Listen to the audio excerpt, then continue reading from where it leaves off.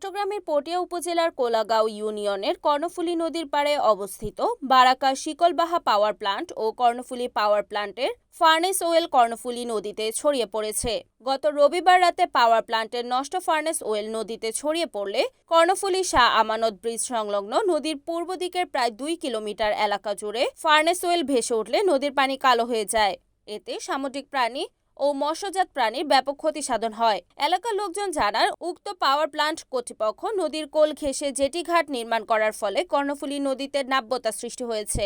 পাওয়ার প্লান্টের পাশে দেখা দিয়েছে বিশাল চর, জাহাজসহ নৌকার চরের কারণে স্বাভাবিকভাবে চলাচল করতে পারছে না।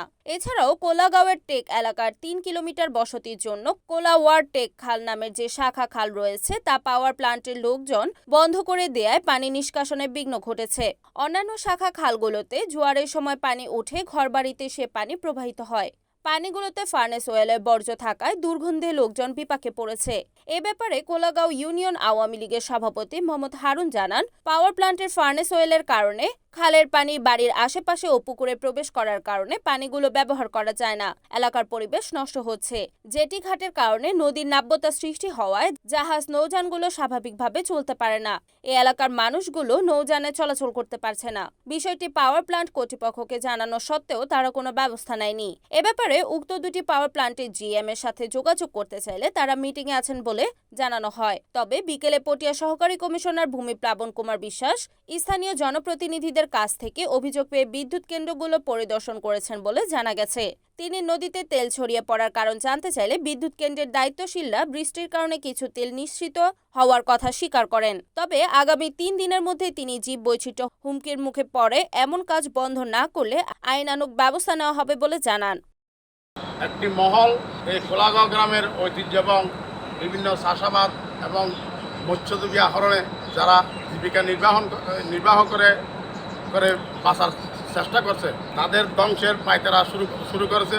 মূল ধ্বংসের কারণ হলো এই কর্ণফুলী নদীর পাড়ে সরকারে ঘোষিত বিদ্যুৎ কেন্দ্র নাম দিয়ে বেসরকারি বিদ্যুৎ কেন্দ্র তৈরি করে এখানে বর্জ্য পদার্থ নদীতে ফেলে, যেগুলা সরকারের নিষিদ্ধ তেলগুলা এই বর্জ্যগুলো আপনার নদীতে ফেলে নদীর পানি দূষিত হচ্ছে এবং মাছ বিভিন্ন ধরনের মাছ নষ্ট হচ্ছে এবং এলাকার মানুষ, সাধারণ মানুষ এই পানি ব্যবহার করতে পারছে না, যার কারণে এখানে নিষেধাজ্ঞা থাকার সত্ত্বেও এই বিদ্যুৎ কেন্দ্রের মালিক কর্তৃপক্ষগুলা এই নিষিদ্ধ করতেছে এবং এই নদীর পানি দূষিত করছে এবং তারা যে জায়গাগুলো ক্রয় করে বিদ্যুৎ কেন্দ্র বা প্রতিষ্ঠান তৈরি করেছে তার বাইরে গিয়েও বন্দরের এবং জনগণের সম্পদ নষ্ট করে।